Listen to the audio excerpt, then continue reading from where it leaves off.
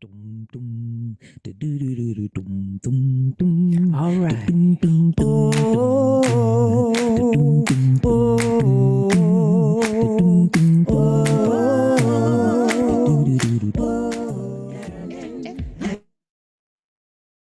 Hello and welcome to Chicago Children's Choir's webinar of Voices of Today.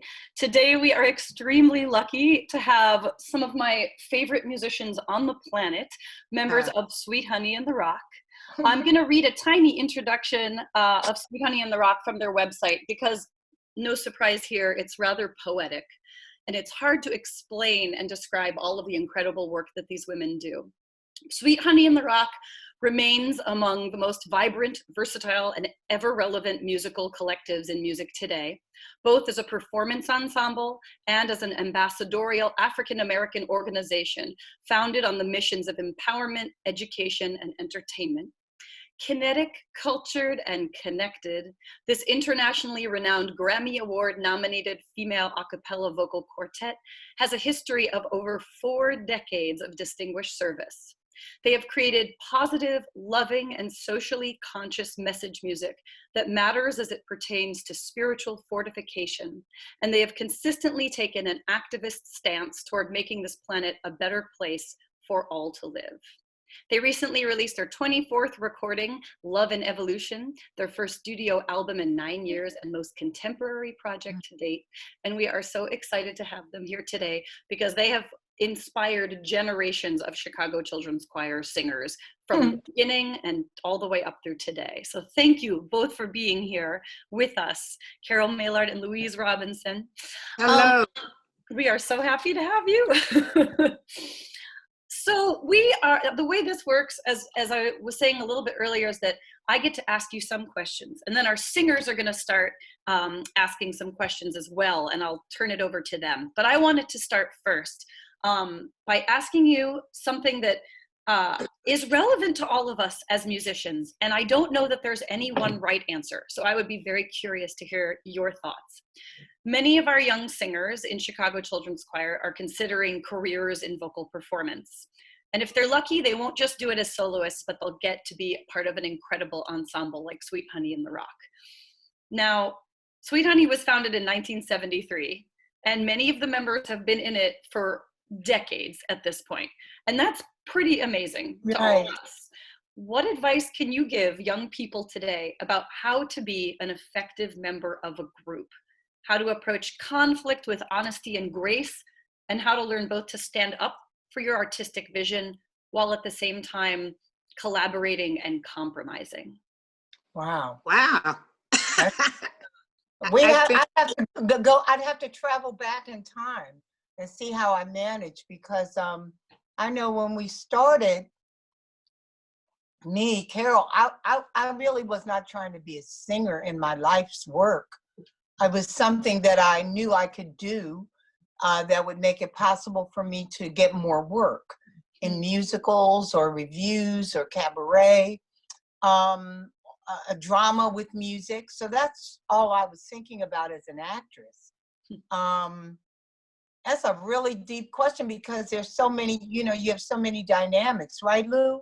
There's lots of dynamics. Go ahead.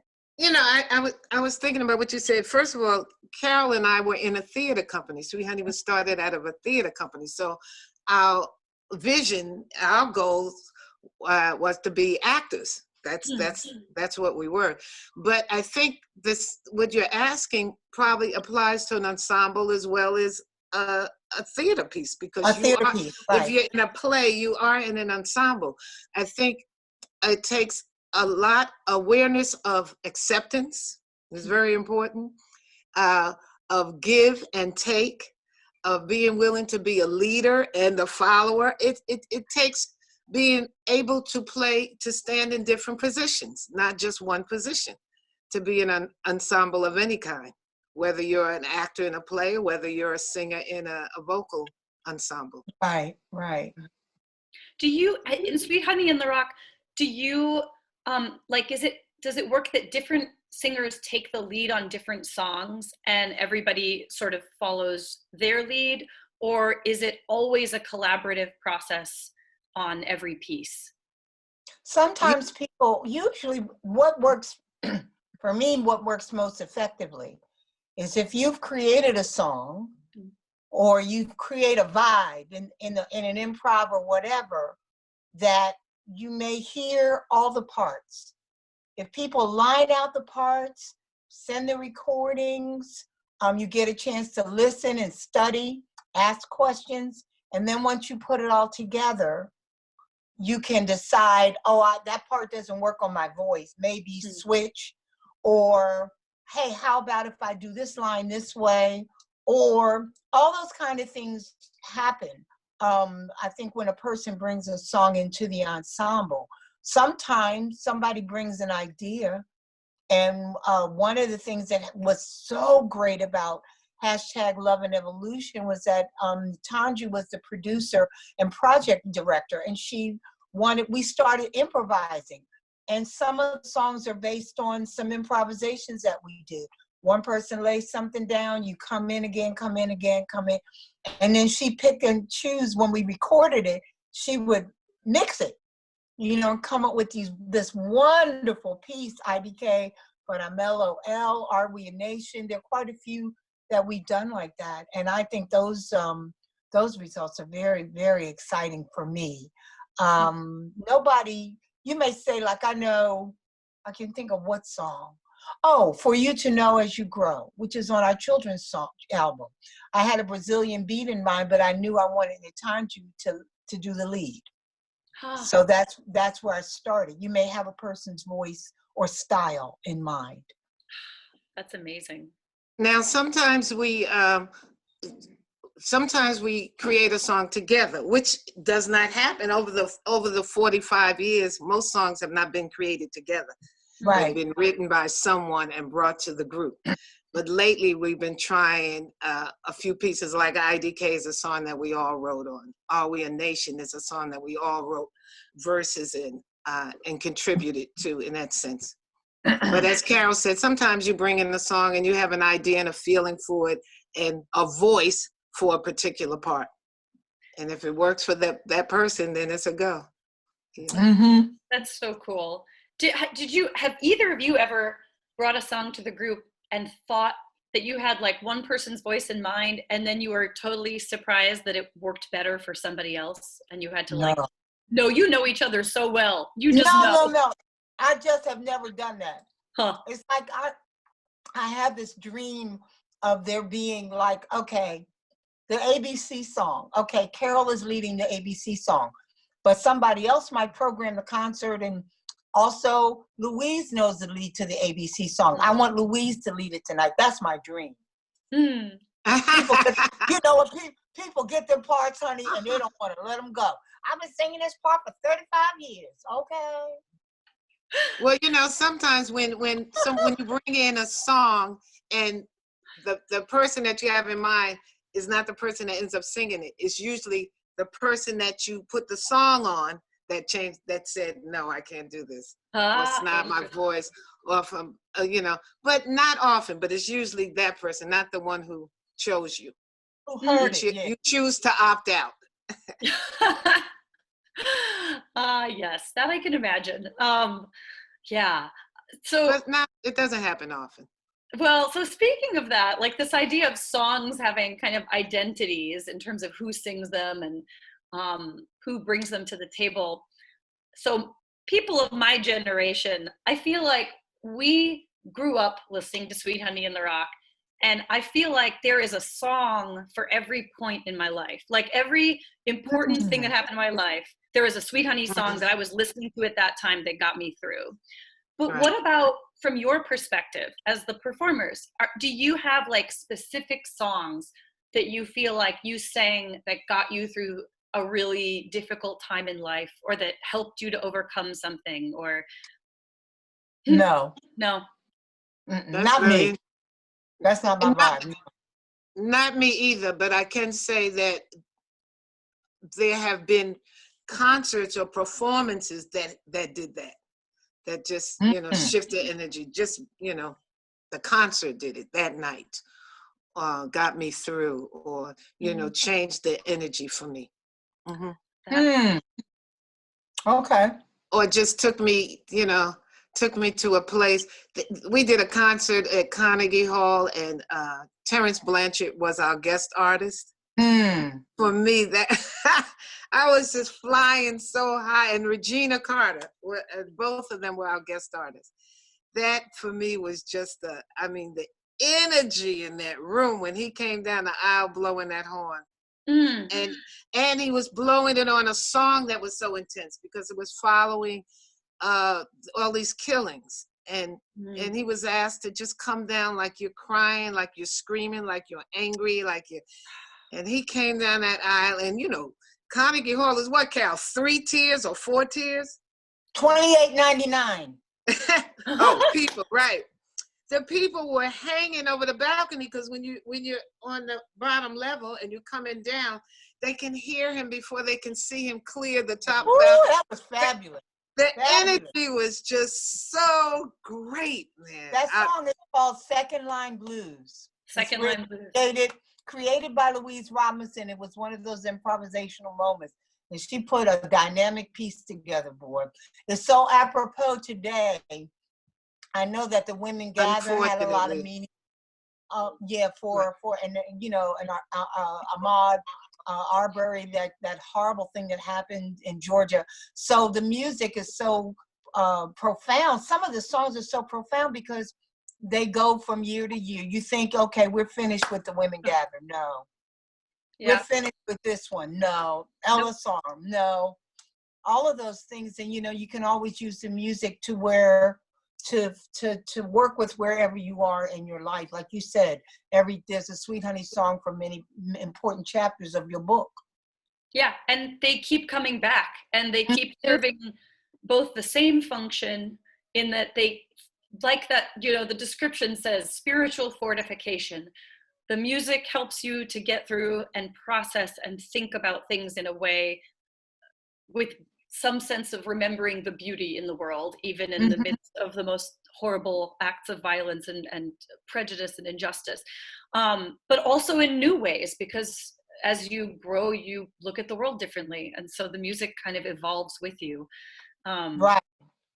I think there's something about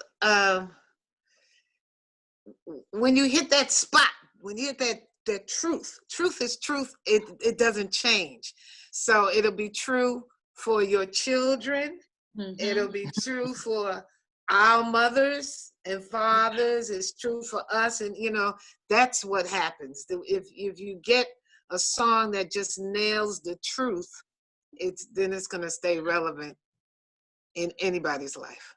Well, that leads perfectly into this next question, which is, obviously both Sweet Honey in the Rock and Chicago Children's Choir are deeply rooted in the civil rights movement. And the civil rights movement isn't over. It's still going on today.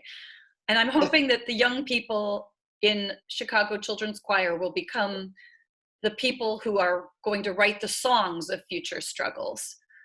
Do you have any advice about how to write an effective song that addresses injustice? No. Me either. No, I think it's funny. Just before all of this quarantine happened, I was on the phone saying to someone, man, people tell me the song just flowed out of me. I wrote that song in 10 minutes. And I said, that's never happened to me. And then the very next day, Maillard asked me to write something for something. For the website. For the website. Facebook page. And usually, she would get back crickets, nothing, no answers from nobody, But for whatever reason, I wrote something back to her within 10 minutes. Wow. That was just done. It surprised me. And how I knew it was the thing is I can read it now and it still feels wow to me, right? But I'm going to tell you why I think that happened. Because the first 3 days of quarantine, I walked around in circles like, oh my God, like I was going to pull my hair out. And then I said to myself, I'm not doing this. I'm not even going to do this. That's not what I'm going to do. I'm going to be still. I'm going to be quiet. I think it just came from Truth. Several days of being quiet, being still, just being still. All the energy, and then it came. That's what happened.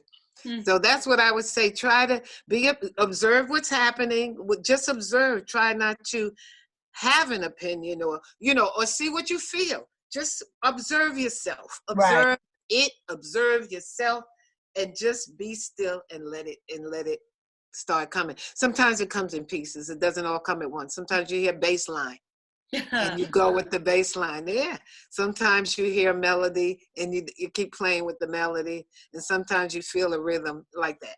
And then, And also sometimes something happened 8 years ago, or you have a little through line of something that, because the Women Gather was a whole nother other when I first started that in the 90s.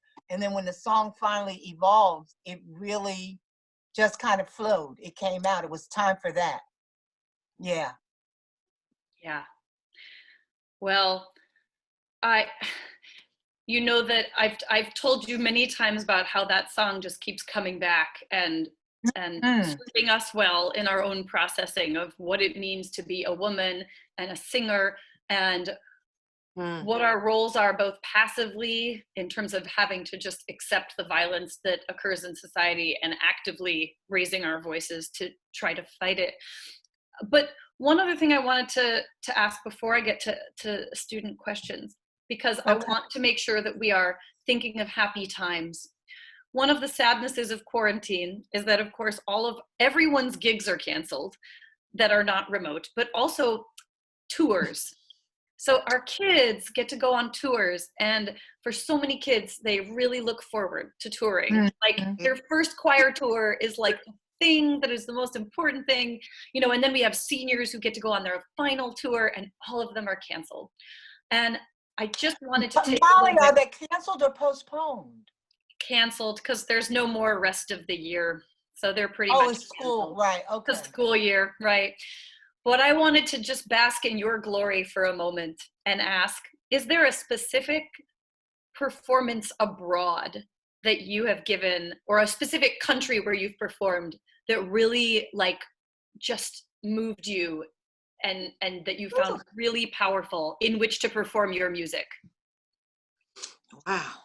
Wow, that, you know what? I'm sure. I can't think of it right now. I can't either. You know what? Because I'm going to tell you one thing that blew my mind, and this doesn't really have much to do with a performance. When we went around the world in 2013, the thought that we started in Germany, we went to England, we went to Oman of all places. Wow. Oh, wow. Oman was deep. That's a whole nother conversation where we went. And then we went to Australia and round the world. And Australia for me is always. In 17 days. Yeah, in 17 days. Australia is always a joy. Going to Swaziland in my lifetime twice. There's so many performances and so many different reasons why this sticks out or that sticks out. But I think the idea that we are in Swaziland and we get to sing with a wonderful singer, forgive me, her name escapes me at this moment, if you remember her name, Lou. We get to sing with a local artist who's very well known there. Or we go to a country, in Australia, and get a chance to be with the Aboriginal people. We were in Belize, and the Garifuna people are, cultural people down there, and they performed with us as well. And then you remember that circle we did with them? When we all got in the circle and the drummers and people were going in dancing? I got the video. I got the video. Yeah. That was great. And you were beautiful in that, Louise. You went to every person in that room. I did. You did, girl. You got guts. You stopped at every person and touched them. Oh, wow. You did every person in the room. I didn't even remember. Yeah, even us. I'll send you the video. Okay. I want the video. Now, Mollie. Oh, man. $5. I'll do it. But that's actually really important too. I was going to say, like, again, hopefully all of our singers will be able to tour again as soon as possible. But do you have any advice for, as a musician, how do you be a good touring member? Like, you know, you're going into someone else's world and sharing your music with them. How do you be a gracious guest and yet also host, right, as a performer? I don't know. It sounds like you answered the question in the question. Be a Be gracious gracious. guest. Be gracious. Yeah. Be gracious. And be open to learning something. And, you know, again, when I'm doing a workshop, I'm really big on giving and receiving. That's the gist. I do a lot of things, but basically give and receive. Be willing to give and be willing to receive. So if you have a gift and you don't share it, then it shuts down. If someone else has a gift and you don't receive it, then it shuts down. So I think really, I'm not trying to get out of the answer, but I think you answered it in the question. Be gracious. Yeah. Be gracious. And also, Molly, I would just add this, and I guess I started traveling when I was 19, which is a long, long time ago in the last century. But reading up on where you're going. Oh, yeah. Say that again. That reading up on what did you say? Going. Reading. Oh, right. Okay. Uh-huh. Doing a little bit of research, knowing where to go, what's important in that country. What are some of the customs? What do people, right hand, left hand, step back, any of those kind of things. That's a great thing. I still have lots of books here from places we've gone. I just wanted to get a feel for where I was on my way to, you know, and going to the museums. And, you know, we've had incredible experiences going to museum. We saw Lucy's bones in Ethiopia. Oh, wow. The first female, you know, that was like, dang. Yeah. Lucy. Oh, who did we do the concert for in Ethiopia? The president of the, what was that? She was the president of the African Union. Right. Did she dance in the aisle? Yes, she did. And they said she doesn't even come to these things. She came and then she, you know, everybody sat because they take her lead. First of all, she came. So that was exciting for everybody. All the other diplomats, and then she got up and started dancing, and then the whole place, you know, she got everybody up. It was beautiful. Yeah. And in Ethiopia, we were blessed. We performed with a group of young women who had, was it a web series that they had? They had a popular series. They had a radio series, a TV series, and they were getting ready to shoot a movie. And they were dealing with young women's issues in Ethiopia, you know, and talking about, you know, issues. And they were one Yenya. And they're wonderful. I totally know what you're talking about. Yes. Yeah. Oh, go ahead, Molly. They're amazing. We sang with them. We rehearsed with them. We toured with them. Yeah. Yeah. We sang one of their songs. They sang along with it. They do Let There Be Peace. With us. Oh, right, God. next tour, Sweet Honey in the Rock, Yenya, and CCC. I got the video. I think that would be great. That was a lovely experience. So we've had so many beautiful opportunities like that in different countries, being with other groups. And I would say, get those books, learn, even if it's another state. Yeah, right? Because it's another culture. Yes, yes. It really is.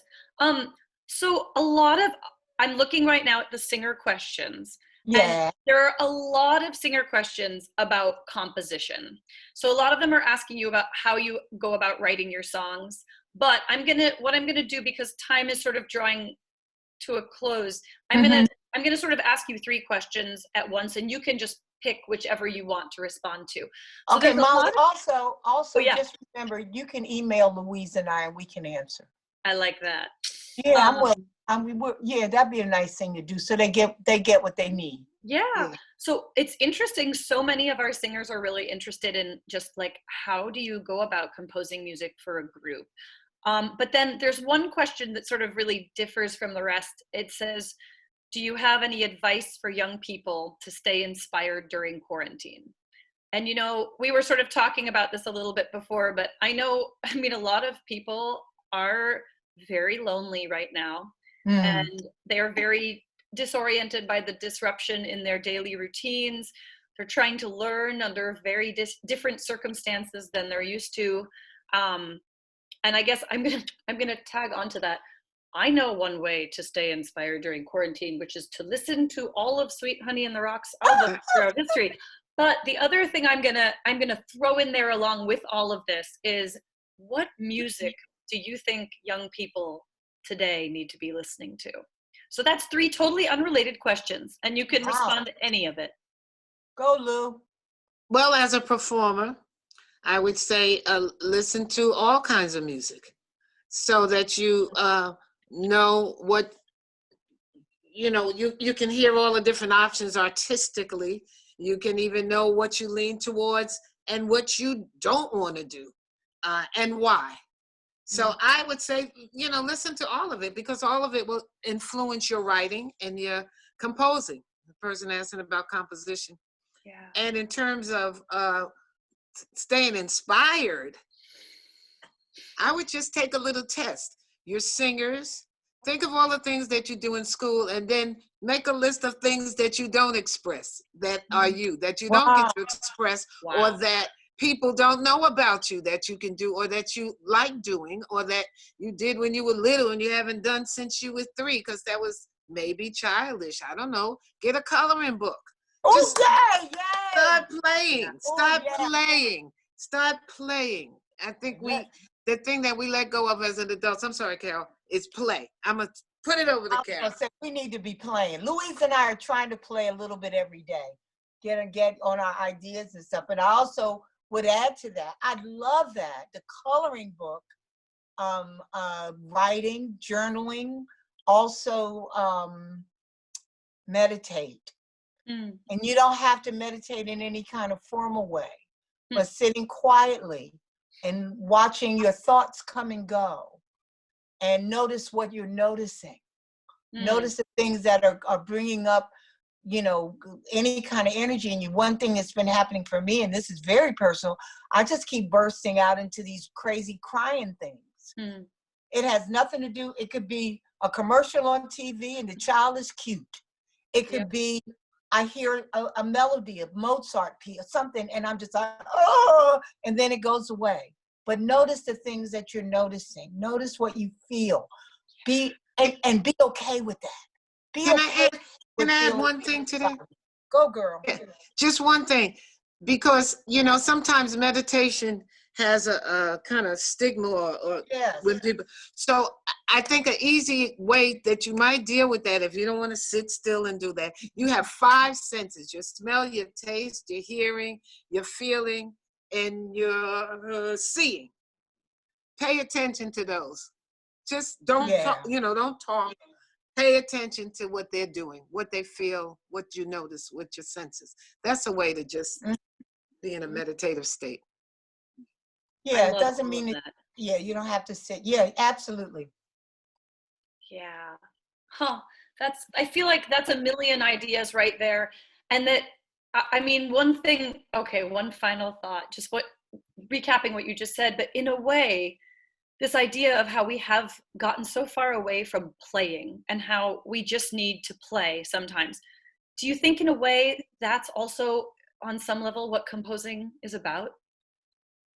Playing on a musical level? That might be. Yeah. Rather than trying to overthink everything and. Yeah. Yes, I think so. I think you're right. I think you're absolutely right. Because, you know, I'm sure everybody saw Prince's interview when he said, yeah, you see these 3 songs that you love, but I threw out 1,000 in the trash. So yeah, play. And, you know, you can throw it out, you know. And don't judge, to be non-judgmental on yourself. Don't be harsh on yourself. Be kind to yourself. I really love that. Just be gentle and kind with yourself. Your mind is, I think, I always say your mind is usually trying to protect you in some way or another. Mm. It can bring up all kinds of thoughts, positive, weird, whatever. You just say, thank you, mind. I think I got it. Oh, I got this. But thank you for trying to, when you get, you know, sometimes you just get a little woo-woo. Like Thanks for sharing. Yeah, yeah, thank you for sharing mine. Thank you for sharing. Bye. I want that on a bumper sticker. That's just brilliant. Yeah. But it's true. It's just being open and acknowledging the truth of your feelings and then choosing what to do with it. I love all of this. I think this is so inspiring for anybody listening. And I just, you know, I'm so grateful for this chance to see your faces again today. And Oh, Louise has something to say. Yeah, same here. Oh, can This I is say not one the more end. thing? Of course you can. What? Can I say something? Yeah, I was going to say encourage each other because, you know, when Maillard was saying be kind to yourself, sometimes we're just not. We're just not. You're not there. And sometimes Maillard will talk me off the edge and I'll talk her off the edge. Sometimes that's just not what you're feeling, you know, because we're human. And in case, So, yeah, and in case everybody doesn't know, Louise and I are the closest sister friends you can imagine. She's my best friend, Rock, and it's good that, you know, like she said, we just be with each other as much as we can every day to keep each other inspired, to keep each other positive, spiritual, looking for money. my mother just asked me the other day, she just told you her other daughter, Carol. She said, how's my other daughter? Yeah. I love it. Yeah, so we've known each other a long time. And how long have you been singing together? Since 1972, 73. Wow. Yeah. Yeah. That's And we don't, real... no, we're not slowing down and we're not trying to retire or do anything like that. Another thing, y'all young people, you keep doing your craft and do what you want to do as long as you want to do it. Don't let anybody tell you when to stop, how it should be, what you should look like, any of those things. Just be true to your own heart. And if you don't know who George Burns is, look him up. He did it till he was 100 years old. Yes, the only he did. reason he stopped is because his life stopped. Yeah. Yeah, you have a gift. Well, and I think choir and all that you all do is so impressive and so amazing. When I saw that video of all of y'all singing and all those faces and that harmony, oh, it just overtook my heart. And I was like, Sweet Honey has to do this. We've only done one. Beautiful.